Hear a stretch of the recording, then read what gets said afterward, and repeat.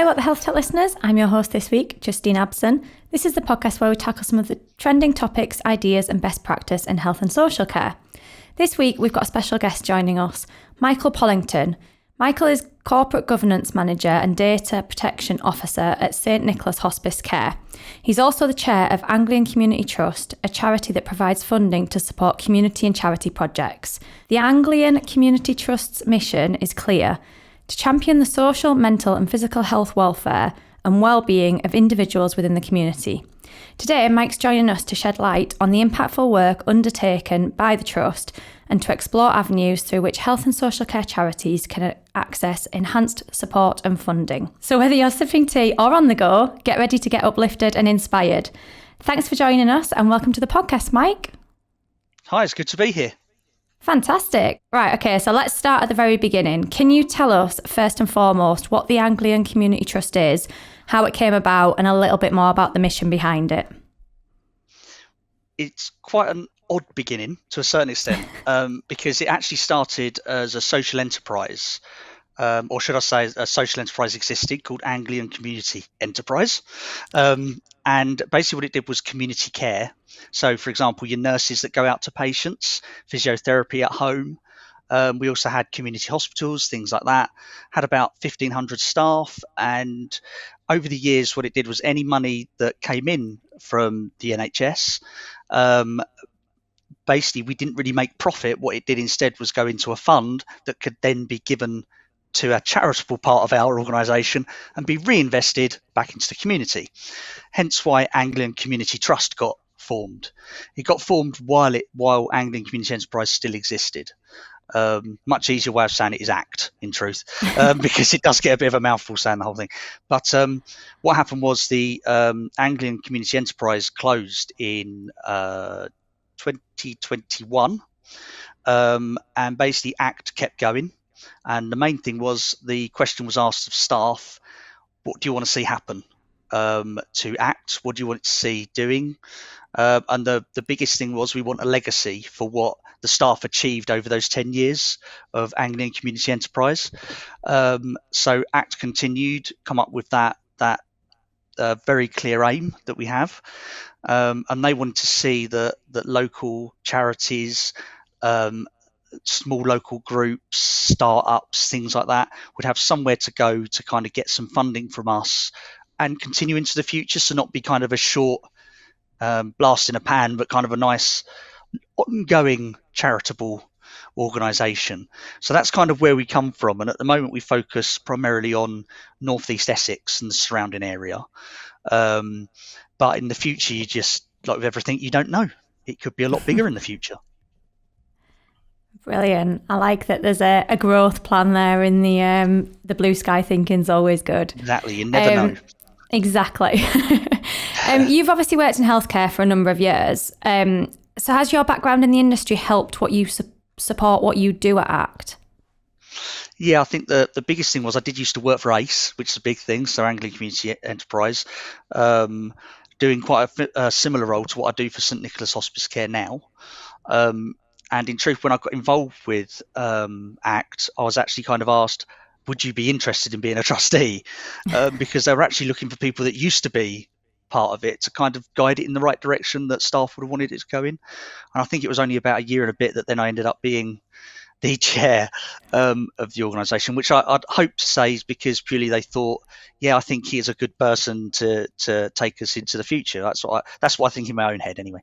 And quite quickly we started putting plans together, and we realised quite early on that we had to really focus on social care, mental health, physical well-being of the area, and organisations that sometimes wouldn't necessarily be given a chance to get charitable money, which is a big thing with us. So sometimes you might have an organisation say, we need X amount of money to do this project.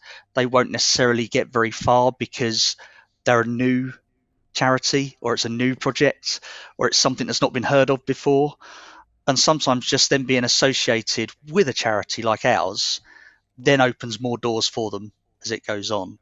So from that point of view, because I worked in healthcare, I was now be probably about over 22 years in healthcare environments, I think what it's done is meant that I know quite a bit about healthcare, the social side of things, mental health, and the physical side of things. I've seen the commissioning side of it, and I've also seen the provider, so the forefront of it as well.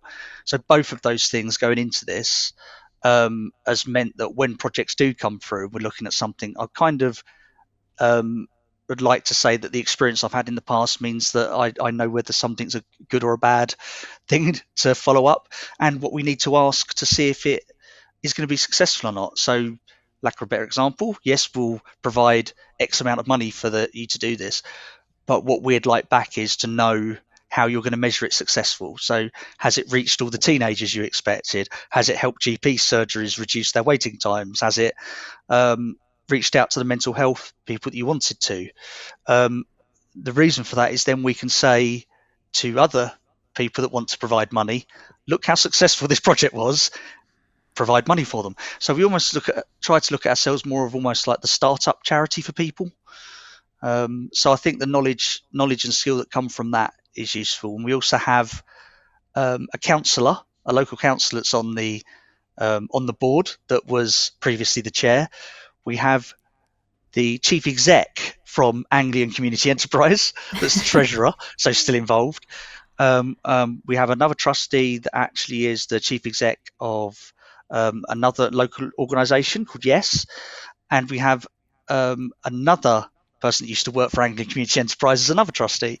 So we have a really nice, quite a good open lot of people there that have lots of knowledge of the community, lots of knowledge of healthcare, and lots of knowledge of governance as well. So it's quite a nice group we've got, and we're quite small, so we're small enough to get things done quite quickly. I guess that's really important as well, having people from different areas and having that different knowledge bank and that sort of thing. Because like you said, there's so many amazing charities out there. And I think going back to your point about that measurement side and things like that, again, it's really important because you want those charities to then be successful. So people may have these amazing ideas, but you need to know what kind of those measurements are to ensure that they are successful, I guess. Exactly. Yeah. I think that having the span of people we've got is brilliant because it means there's not always just a point of view. There is a challenge to a point of view. There's different ways of seeing it. I mean, Julie Young, that's the counsellor locally. She brings a wealth of knowledge locally. She's been a counsellor for many years. The network she's got is absolutely brilliant. And what she has, Frank Sims, who's the treasurer, he's brilliant because he's, again, got a great network, many years in healthcare. What he brings to it, again, he's got another completely different way of the way he sees things. David Solis, the CSO of Yes, again, he's got a way of seeing things and deals with a lot of young adults and young people in the work he does, brings another wealth of knowledge. So each time, and Mick Gill, he's been a consultant for many businesses as well. So he brings another load. So when we actually go in and we look at people that are after the money they're after, and we have a conversation around it, we're getting all that knowledge from so many different people. And we also took on somebody who we call him the happiest man alive, but he's called Rodney. He's brilliant. He's basically our go-to and do guy. He's almost our marketing and comms, but he's much more than that. He helps us with getting information out there, finding different places, networking. I think his other job, if he needed one, would be missing persons because he seems to know everybody. He's great, and what he's brought into the mix again is just a wealth of knowledge that means that when we do look at projects, we can look at them from quite a varied view rather than it just being kind of a blinkered approach. Yeah, I mean, I love marketing and comms people, obviously. So obviously, yeah. So going back to sort of success stories and things like that, can you share with us some of the success stories of the charities that you've supported? Yeah, I mean, yeah, of course. I mean, quite a big one to us. We was the Level Best Enterprises, they're called, and they run something called Level Best Cafe, which is in Colchester. I'd recommend it. They run projects for people with learning disabilities and things like that. They do activities. They do things like learning how to cook. They do art. I couldn't even list it all. There's so much they do, and it is such a positive vibe when you go in there. It's incredible. The staff are amazing.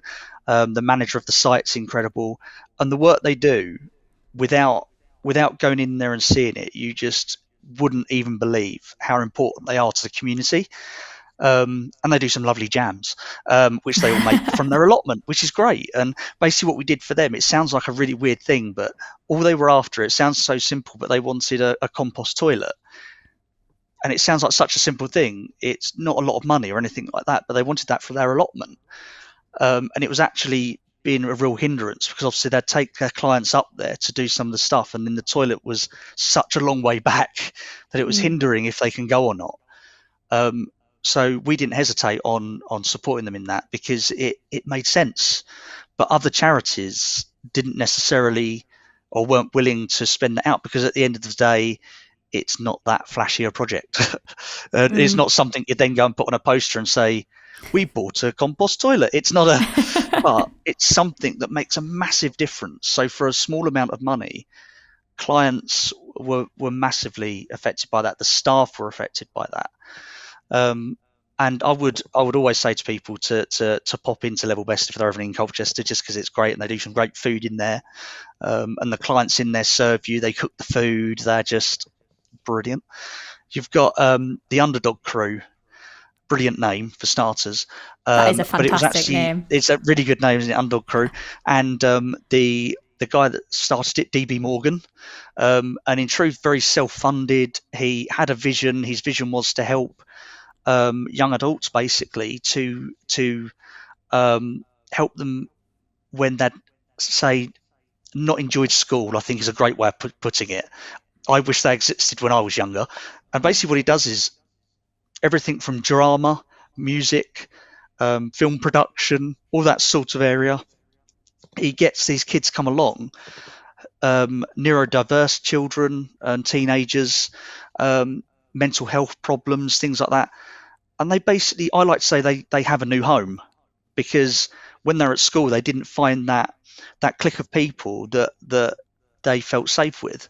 They go to the Underdog Crew, and all of a sudden they've got this massive group of people that understand them and want to know them, and he gives them a safe environment. And you've got all these volunteers that help him, some of them are actors that help in that side of things. Some of them produce music. Some of them have just come along as parents to help out. You have even people that during the day, on normal everyday, people that help with families that need a bit of extra help, and then they come along to there. Some of them deal with young families during the day or young carers, and then they'll come along to the Underdog Crew and help. They produce films. They have their own YouTube channel. They're producing something called The Slip at the moment, which is, I'd like to say, Biker Grove, but very real life. Wow. It's that they're producing, that they're hoping to get out there as well. And I've seen a couple of the first episodes, and it is really gritty stuff they're doing. They've managed to, or D.V. Morgan really has managed to create something that other people would, I think, be quite jealous of being able to create. And I think it is partly because he believes in it so much as what he does. And when we funded them, the idea was that we'd fund them basically because what he wanted to produce was a proper film, if you like, and The Slip was what they went with first, production. And we funded them for the first half of it, and we've just funded them for the second part of it as well. So then that funding has helped them get out everywhere. They've now got loads of people who want to fund them. They've just got their first their van now that they use, that I'm trying to convince them to give it a really cool, funny name. But I don't know if that will sell to them. So the Underdog Crew are just one of those projects that, just to be able to say that we were part of it is amazing.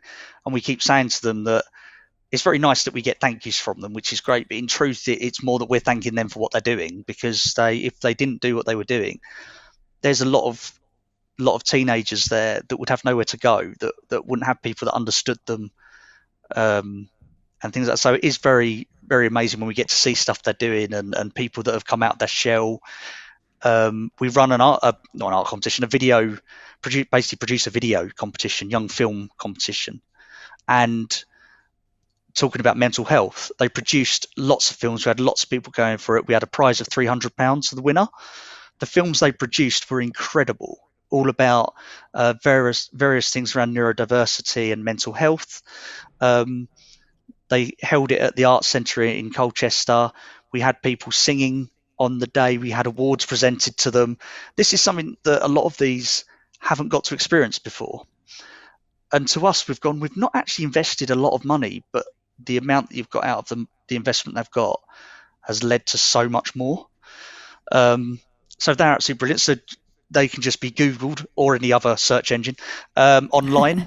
And put Underdog Crew and they come up. Same with Level Best Enterprises. Uniform 7 is literally a startup going straight off the ground, which they do adaptive clothing for people with, or mainly for children with various problems, whether it be amputations, it can be autism. So when clothing really affects children on their skin, it's very sensitive, so they can make clothing around that. So we came in right at the bottom where they were struggling to get funding, and we basically provided funding.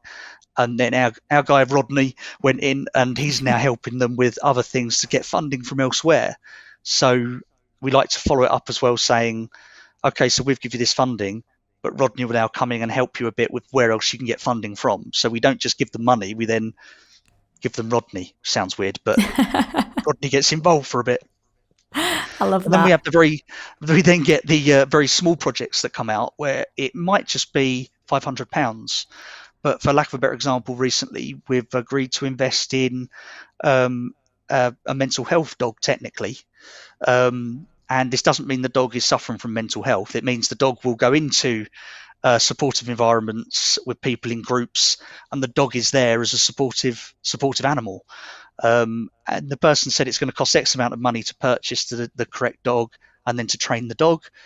When it came in, I don't think there was a hesitation for us saying it's a small input, but the amount that you get out of it at the end, the amount of groups and people it will help will be huge. Plus, who doesn't like a dog? But exactly. It was that case of, yes, invest straight away. So things like that are kind of our main aims that we go for. And every one of these has been, Level Best has been going for a long time, but it was almost like a sticking point for them. The other two were like almost starting out, and we've gone, other charities won't necessarily take the risk. We've gone, well, actually, it's not that much of a risk, and what the money they're asking for isn't huge.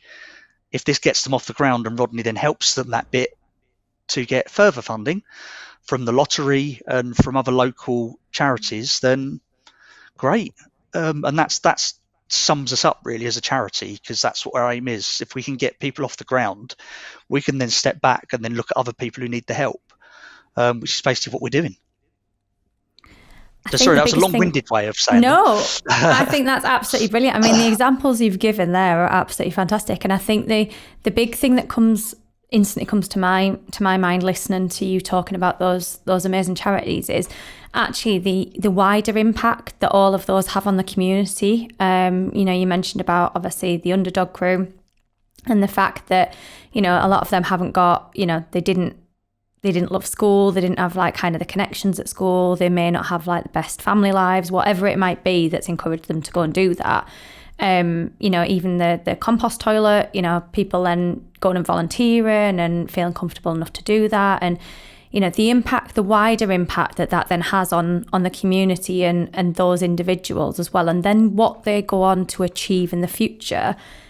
I think there's so much more around all of this than the here and now as well, which I know you mentioned, it's not about you guys getting the thanks and things like that, because obviously it's down to the charities, but equally they can't do that without the support of a trust like yours as well. Yeah. So and that's why True. It kind of this collaboration is so important, I think, amongst everyone. Yeah, that's very true. I mean, we do it still makes me smile to this day. I've had to get used to shaking lots of hands and meeting lots of people, and I'm terrible at remembering names. But I meet lots of people, everything like that. But the key bit with them is, even on the van, they've just has our logo on the back, which we didn't pay for the van. We've not done anything in that way for that van. We've not paid for it. They got the money from elsewhere, but they feel everything they do now has our name on it. Similarly with Uniform 7, we're mentioned in what they do, which was never an intention of ours. But it's almost like a lead up to it is that this has happened. It's almost like our name gets out there, or I hope our name gets out there more as being a very approachable, supportive charity that's there to not just throw money, but is to actually there to support them in what they're doing. And I think that's what makes us quite unique, in that, normally with the lottery you apply for the funding and it's a yes or a no. If you get that, it won't be a case of no, I tell you what, we'll send our Rodney to help you. That they don't really have that aspect of somebody to go in there, talk you through why you didn't get the funding. They don't have that aspect of there. They don't have somebody that will go to where you're based, sit with you and go, this is another place you could apply for funding for. We felt that a lot of charities, especially if you're just getting off the ground, well, for starters, for me, if I was just getting off the ground with a charity, I wouldn't know how to complete a funding form that means I will get the funding. So the fact that we have somebody who works for us that has tons of experience with that means that we can just offer him out to go and help them with it, which just gives that little bit more benefit than what a standard charity does. So if we're providing you no money or £10,000, doesn't actually matter in the way, because we've also got that support in place. So no, we're not giving you money, but we think you could apply to this money and get it. And I think that's a really good thing that the charity's doing at the moment, is providing that extra support to people. And like I said, I just think that's quite unique for a charity. I'd love other charities to do a similar thing. It's feedback as well, isn't it? Like you said, if they're not getting support from somewhere and there's another avenue to go and do it, people don't always know where to get these things from. So I think by you guys actually offering that, it's another lifeline for a charity that may be an amazing charity, but they just don't know where to turn. So I think, if it would be great if other people kind of did something similar. And there might be people that do these things that are similar, but I think getting that heard is really important. Yeah, I just don't think it's just one of those things that's not something I've heard of before.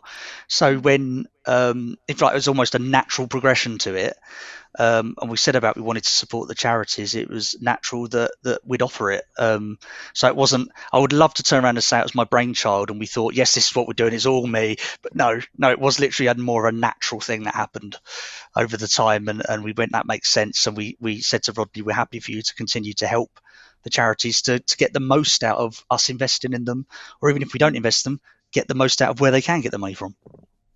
Yeah, definitely. And I think, so when it comes to those, the charities that you do support, and, kind of when you're selecting that, is there any specific criteria or focus areas? How do charities actually apply for your support? A lot of the time it's a case of, throughout the year, we have the ability for charities, or anybody, in truth, any groups or anything like that, they can apply for very small amounts, and this is like £500 things. So they can literally go on, a bit like the training up the dog for the support side of it. That was quite a small amount of money. And then what we do is every 3 months we get them all together, we go through and go, yes, we'll pay for this, we'll pay for that. The smaller things are quite straightforward. Is it having an impact? What will the ongoing impact be? And is it a case of it's a one-off thing that will help a couple of people, or actually is it something that will go on to help people for years to come? And a lot of the time we're looking for that side of things that's going to have a knock-on effect to as many people as we can. It doesn't discount things that are for, say, a minority, but what we're looking for is, if we invest this money, is it going to help enough people to make it worthwhile into the future?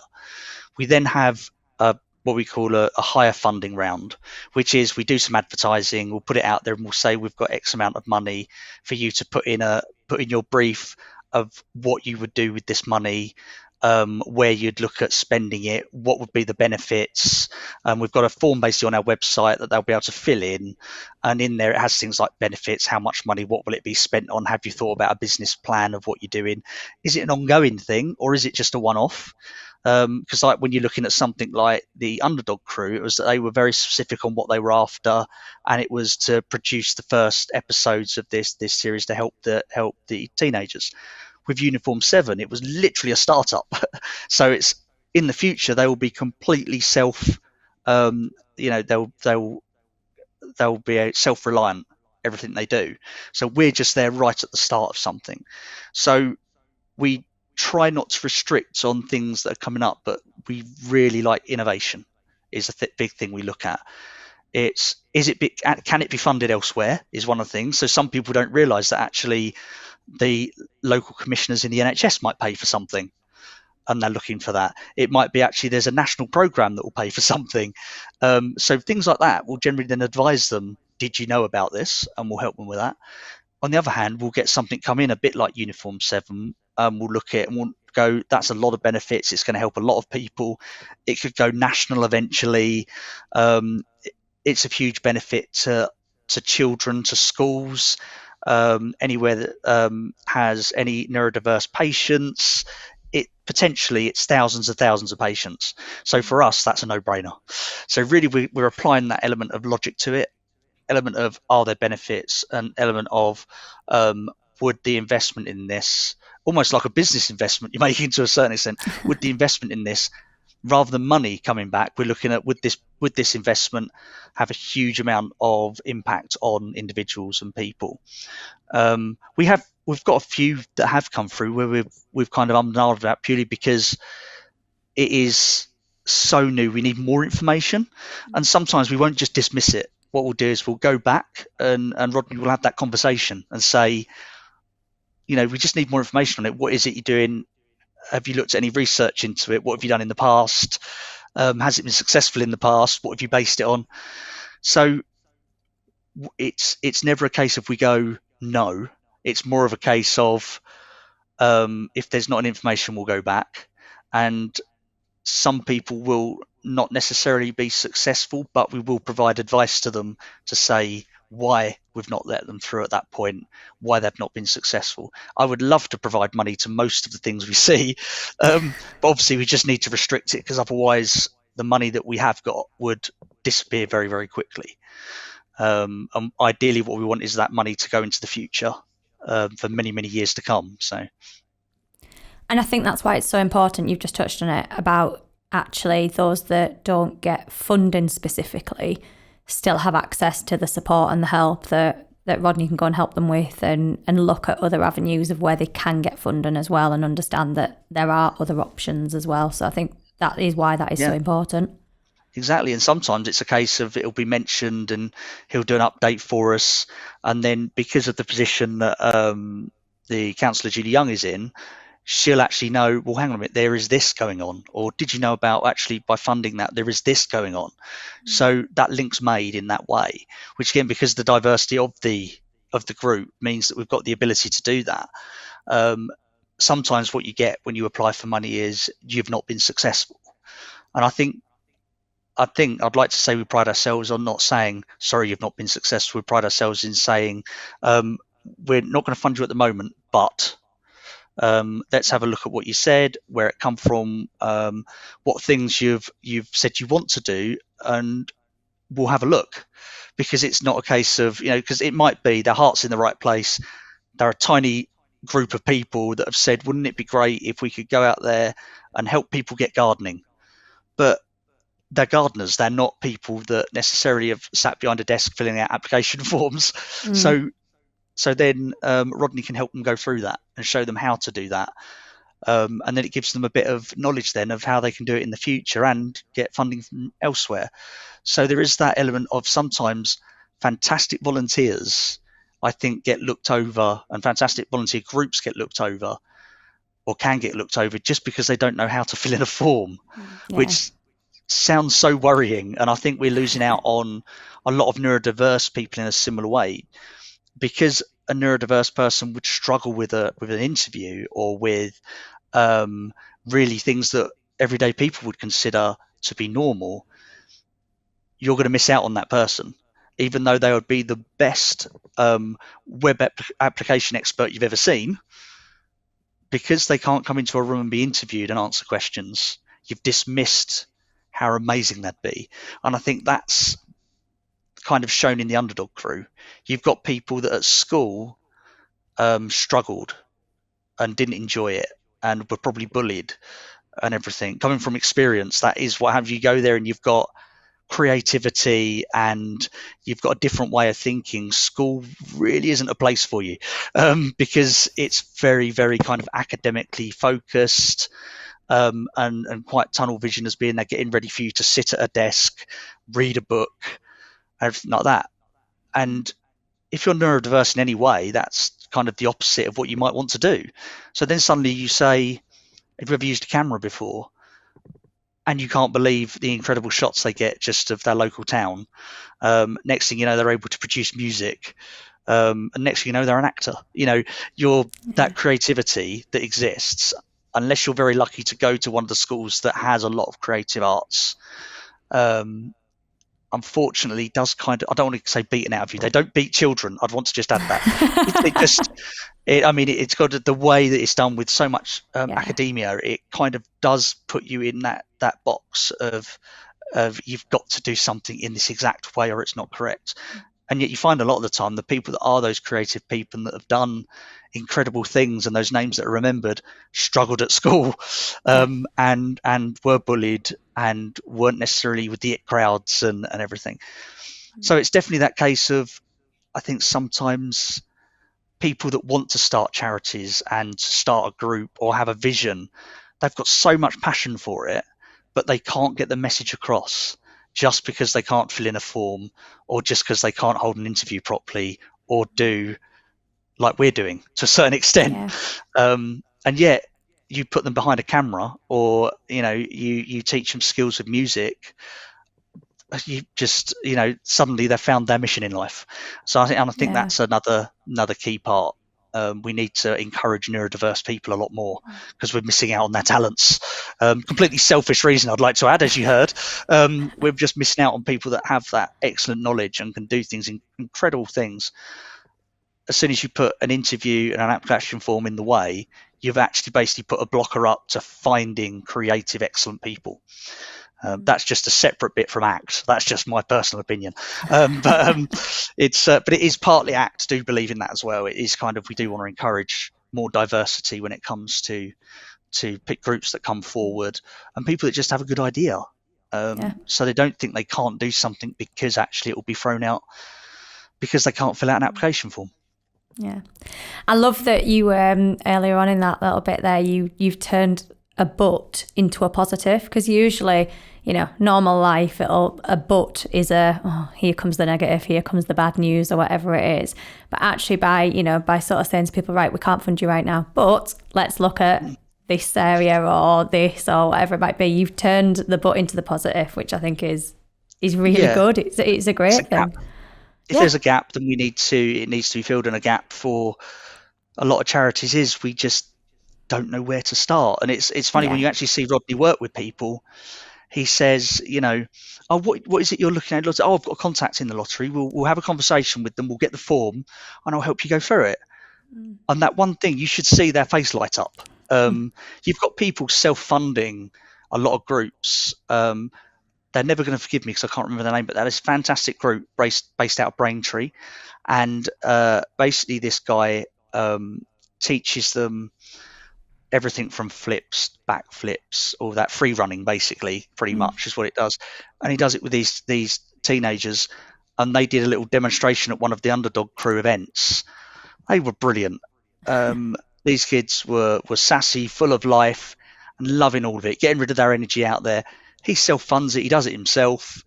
And they're the type of people we want to go, yep, that's who you want to nurture. Yeah. Because you've got somebody with that belief that's invested in themselves and their time and believes in these kids. I mean, the youngest one there, I think, might be wrong, I think was 7. Oh, wow. Right up to older teenagers doing this. And the things they're able to do were incredible, and people absolutely love watching it. a small investment for them makes a massive difference. And again, he said the biggest problem he's had is when he applied for, I think it was lottery funding, that they actually paid for somebody to advise on their lottery funding form, and they didn't get the funding for what they were doing. So we instantly went, Rodney can help and have a look for you and see what it is. We won't charge them for doing it because we think to ourselves, we're a charity, shouldn't do anyway. And so he's going to help them do that. But it's things like that you think, you meet these people, they've struggled, they need that little bit of help. Normally it's just a case of nope. Personally, I think that other charge that was made for them to fill it out would be on a no-win, no-fee basis, personally. But at the end of the day, they didn't get that funding. And that was money that come out of the pocket of that group, which could have been spent on something else. So that's something that, again, one, I don't like to see things like that, but two, really, that's volunteers putting in their own time, their own beliefs, trying to achieve something. The least we can do is come along and say, let us help. I was going to ask if there was any sort of like common challenges that you kind of come across when you sort of see health and social care charities trying to secure funding. I know we've touched on a couple already in terms of, like form filling and not understanding the why and things like that. Is there anything else that you think that you do see quite a lot in terms of those challenges? Yeah, I mean, I don't want to put a down on things, but there is quite a struggle at the moment across health and social care. I'll be really honest, it's not just health and social care. You can turn around and say police, fire brigade. Obviously we know the stories around paramedics waiting at hospitals. Mental health, it's had so many cuts, it's incredible. So it does make me wish I was one of these billionaires to a certain extent to sort things out, because it's just incredible the lack of central funding for these things that's needed. Unfortunately, it's leading the country down a route of being quite negative towards healthcare and social care and the police, and to a certain extent the fire brigade, ambulance services. It's one of those things where charities come along and they try to help. So we can do very small amounts of things to try and help. But sometimes we actually got asked a question, and that question was, with all the current funding problems in healthcare, do you think it's right to fund the underdog crew with the money? And that question quite shocked me, because we're a tiny charity, for one thing. We're not a government. But the other part of it was that actually mental health, teenagers, and neurodiversity is massively important. It's up there with you being rushed into A&E, and people don't realise that.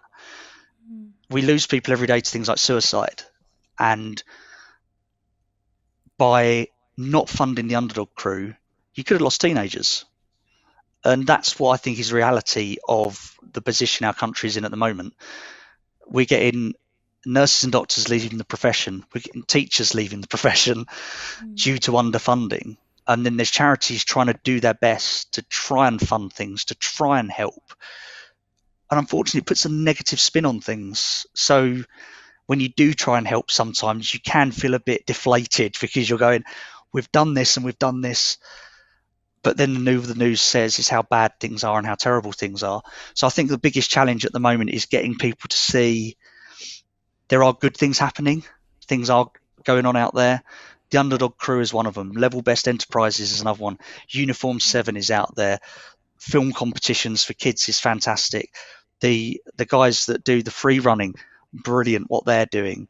The fact that people want to train up a dog to go and help these people that are suffering from mental health conditions, all of this makes a difference to these people.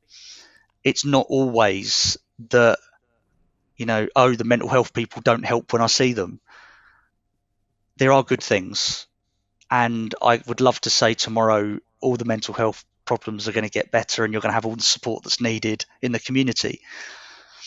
Charities can only do a little bit, and you can do your best, and all you can really do is try and keep your chin up and kind of look at it positively, try and provide what you can, and it's going to sound harsh, but try and ignore the negativity surrounding it, and just hope that things will gradually get more investment and get better as time goes on. But it's something that charity alone can't solve. Jeff Bezos would be useful. I think I could definitely, and Richard Branson, he'd be useful. I think anybody that has that much money, I would urge them to come and help. But it's that thing of, you can only do what you can do. And I'd say to a lot of charities that do feel a bit negative sometimes, you're doing what you can do your best. You can't do any more than that. And I think that's why it's important to have that marketing and comms positivity to a certain extent. Rodney keeps that positive all the time. He's always out there in the newspaper. He's always writing. He's always looking at different stories with the BBC and things that are going on, just to try and get the positivity out there. And it's not necessarily about what we're doing. It's about this project is positive. And I'd love to say one day that actually part of the news has to be that 5 minutes of it has to be nothing but positive, because you'd see those projects coming out a lot more. I'll keep my fingers crossed on that one. But that does make it difficult for, I think, every charity, is the negativity surrounding in health and social care at the moment. Yeah, I mean, I couldn't agree more with you in terms of I talk to a lot of people that work in health and social care in lots of different areas of it. And every time I have a conversation with them, whether it's on the podcast, whether it's just we're chatting about, to one of our customers at work or whatever it might be, everybody's so passionate about what they do and wants to help people and everything like that. And the amount of times we've said this on the podcast, because they genuinely are, but you never see the positive stories in the media and the news and things like that. And I think it is so important that we have got people and organisations that are constantly pushing the positives out, because it just takes a few people to see those positives to sort of feel better, or to know that they're doing the right thing, or whatever it might be, because there's so many incredible people that are volunteers, or they work in these sectors, or whatever it is that they might be doing, giving up their own time, whatever. But it just, there's a lot of positive people around there, but it's hearing from them. And it's that, if you look at any hospice, if you look at our hospice, we've got 200 staff, about 450 volunteers. We've got way more volunteers than we've got staff, massively reliant on them. You go to any hospice in this country that isn't fully funded by healthcare, it's only a tiny percentage. I think ours is about 19% funded by healthcare, which, just my opinion, but is atrocious. And commissioners obviously don't have a lot of money either, but that's all they can commission. So the rest of that we have to find from goodwill and from fundraising. If one day they said, actually, you're not allowed volunteers anymore, every hospice would close.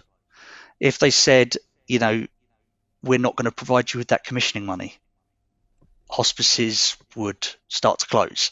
If they said, charity money is going to suddenly fall, every hospice is struggling at the moment, and that will be the same for charities. That will be the same for things in healthcare. That will be the same for startups that are trying to get things through for people. There's a lot of work needs doing, all reliant on goodwill, and that includes people that are employed in these places. So every nurse must be reliant on goodwill.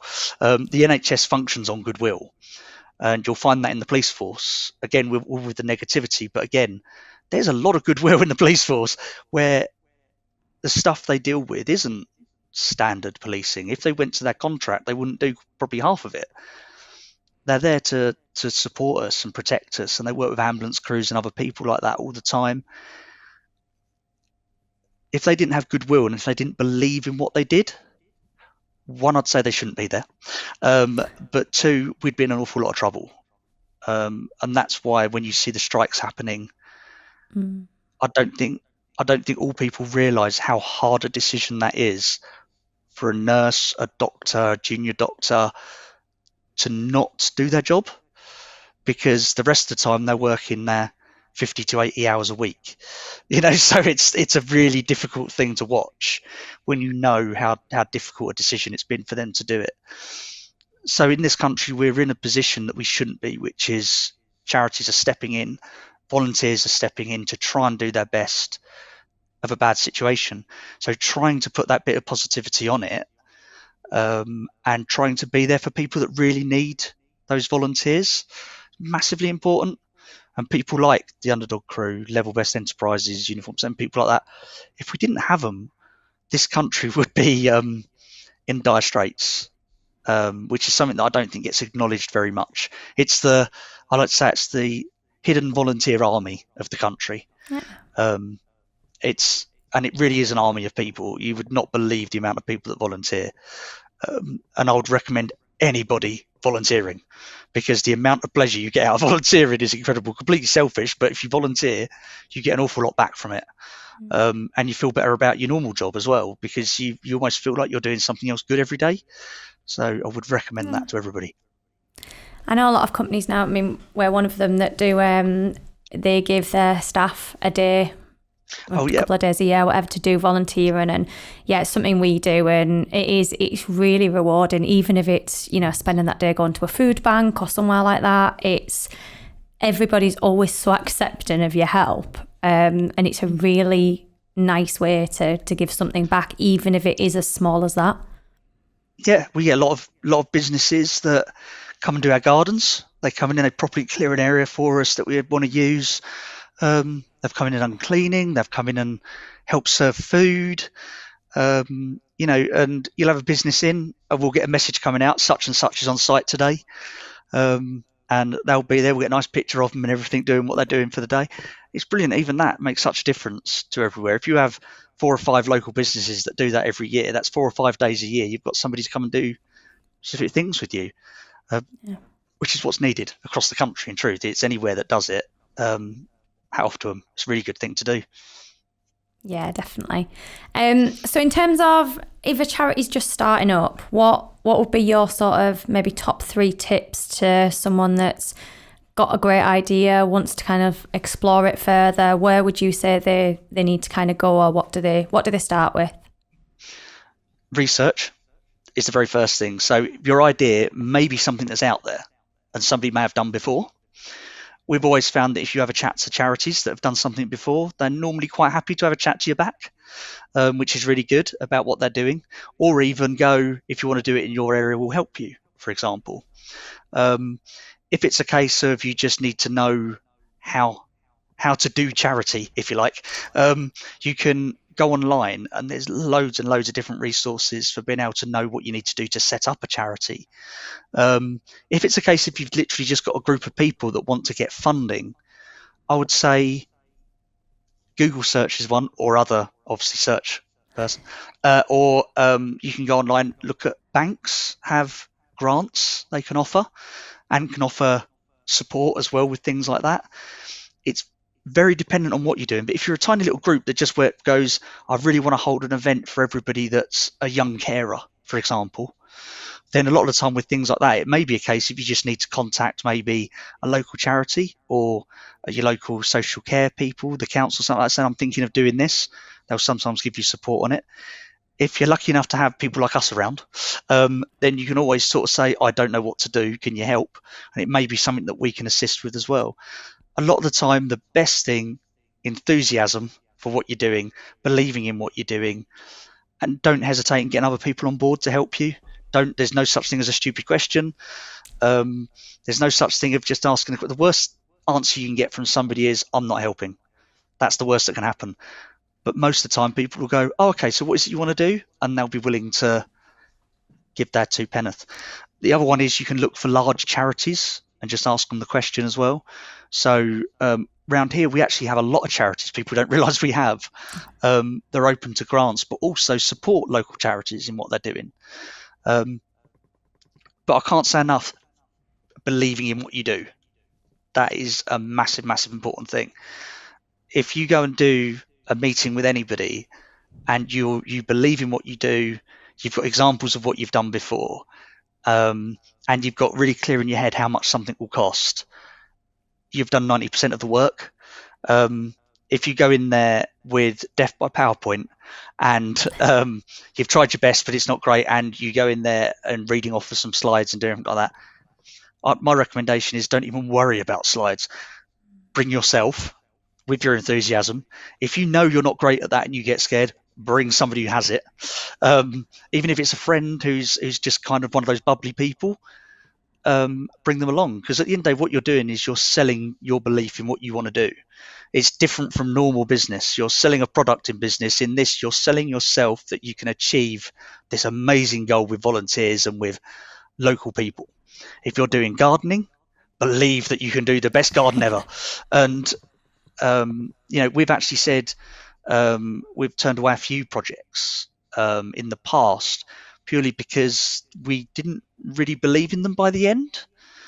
And it wasn't even that the project wasn't necessarily a good idea. It was purely that we just didn't feel they'd necessarily achieve it. So it sounds really weird, but you sometimes get that kind of feeling about it, and you're looking at the criteria and going, just doesn't quite add up. You have somebody walk in and say, I believe in doing this because I can help these teenagers, I can give them a better future, and this is what I've done already. You're sold on it. It's you don't have to do a lot more, but I would recommend research is massively important. Find people who may have done it before. If they haven't done it before, just get the general gist of what it takes to set up a charity. The other thing is, it might be if you're offering a product that you believe will improve people's lives and it's massively needed in healthcare, look at social enterprise, which people don't often look at, which is similar to a not-for-profit, but the difference is you do make profit, but it gets reinvested, which is what Uniform 7 are doing. They're a social enterprise, so therefore they can reinvest whatever they make back into the community. So you're not a charity, but actually it fits what they're doing because they will be eventually making money from the products they're offering. So research is massively important as well. So enthusiasm, research, don't be afraid to ask questions. Love 3 that. top tips. And what about with the Anglian Community Trust? What about if there's any individuals or organisations listening to the podcast that want to get involved or contribute to your efforts? How do they get in touch, or how do they get involved with you guys? Currently, at the moment, what we're really after is people more than anything that have an idea, a concept, or something that they think, I wish I had funding to do that to help people. That's kind of what we're really after at the moment. So at the moment, what we've done, if you like, we've got a pot of money that we've put to one side, we've invested, and then the money that comes out of that, we're then reinvesting. So what it's enabled us to do is continue as an organisation without having to do any fundraising or anything at the moment, which is quite nice, because it means we're not asking to do lots of events and compete with lots of other people on that. What we're focused on is investing and getting that money back. So really what we're after is, if somebody's sitting there going, I've always wanted to run a group locally for people that feel lonely, for lack of a better example, or I've wanted to run a walking group, or they've come up with a new concept for an app that would help people with time management when they're suffering from something like Parkinson's, for example.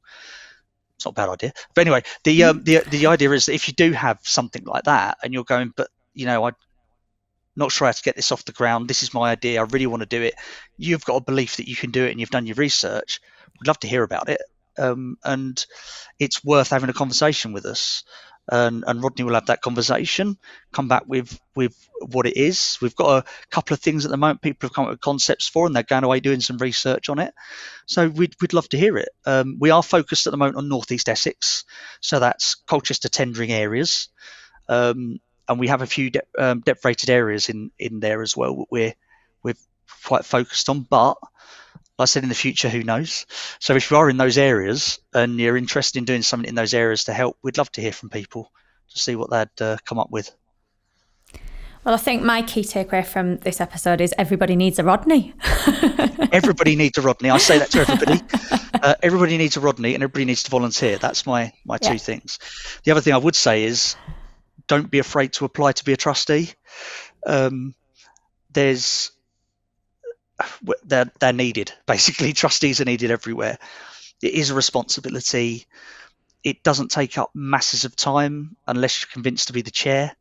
And then your life becomes just, no, not really, it's not that much time, but it does become, it almost ends up being, to a certain extent, you're taking on the responsibilities of, at the end of the day, you're responsible for finances, you are responsible for banking, with the treasurer and things like that. So you are taking on almost being a director to a certain extent of that charity. So yes, there's responsibility with it, but even if you're a trustee, there's responsibility with it. But you get to make a difference. You get to make decisions.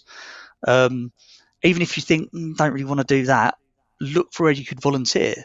So whether that's things like the RSPCA, whether that's with the Samaritans, whether that's with your local gardening group, whether that's with a walking group, whether that's with, we have a local group called Community 360, who are a really good organisation. They support our corporate governance side of things for the charity, but they do loads of stuff, from sort of the taxiing people about to volunteer staff. I couldn't even list it all. There's lots of it. There's the equivalent in Clacton. They've always got volunteer positions open. And also, you may think that people need your skill, whether you're an IT professional or you're a gardener, or actually you're marketing and comms. You'll find there's a charity out there that's going, we really don't know how to do this. You come along and say, I want to do some volunteering. What do you do during the day? Marketing and comms in Radar. We need somebody for that. So it may just be that actually your skills you have are really, really desperately needed, and you can do as much or as little as you want. So we have volunteers that come in the hospice and they'll do a couple of hours a week. On the other hand, we have volunteers that come in 5 days a week. So it's as little often as you want, base it around what you do anyway. And I do another lot of volunteering, which is for children's bereavement as well. So there's a added extra, but that's because then at the end of my day, I do that when I'm over in the office, and then do a few weekends with the kids and stuff like that, doing what we're doing there. And a lot of the time you apply for it. They do things like, if you're seeing patients or clients, you'll have a DBS check done, stuff like that. And then you're part of a volunteer army, as I said earlier. So I would advise anybody to be involved in it. It's massively rewarding, and the difference that you made in that day, and you may not realise it, could have meant the world to a person. So massively important. Yeah, I think that's the perfect spot to move on to what we do at the end of every episode. Is we ask everybody what the health tech moment is. So it doesn't have to be in tech or anything like that, but kind of in healthcare and what you do volunteering. We've heard so many stories. This started off as a bit of a one-off when we first started the podcast, and it grew to all these weird and wonderful and emotional stories that we've heard. So what is your what the health tech moment that you'd like to share with us? Well, mine's actually around, it partly came out of volunteering and data protection, which is quite funny. Well, it's not that funny, but it was terrible when I heard it. Basically, somebody, a particular charity, I won't mention them purely because I don't know if they'd want me to or not, but they were trying to do their data protection. And unfortunately, what happened was they went to a company, they charged that company quite a bit of money to assess their data protection. It was a fortune. They then said, to sort it out for you, can you pay us and we'll do it all for you? And it was a lot of money. They were a charity. They didn't have a lot of money. I was contacted because somebody knew the charity and they knew me, and said, could you take a look at this? I read through and I said, oh, right, all this. Yes, I could do this in a day. I help out. They can just pay me for my time of what I do. The difference in price was the company wanted $8,500 to do it. And I did it. I think it ended up being, for other stuff I did as well, it was under £1,000, and that was to do that whole GDPR compliance. So I'd say something else really, but it was, my jaw dropped that there were companies offering services to charities costing a fortune. I don't know how they slept at night, all because they knew they had a fear of GDPR and data protection, and they knew that was there. And I hate to think how many charities got duped out of their money. They all had things like GDPR professional, fully experienced on, when GDPR had started the day before and nobody was fully experienced on it. I'd argue that even now we're still getting experience from it. But they didn't have that proper experience from it at all, but they were selling it to charities for a lot of money. That was very sad on that day. But at least they didn't fall for the last bit. Got it all sorted. got their policies, procedures in place, and they're happy. But I would say, if anything ever sounds terrifying, and you don't understand it, always ask your staff first. Ask the people around you about it first, because there might be somebody that has a weird knowledge. If that doesn't work, feel free to get a consultant, but to be a very short-term consultant.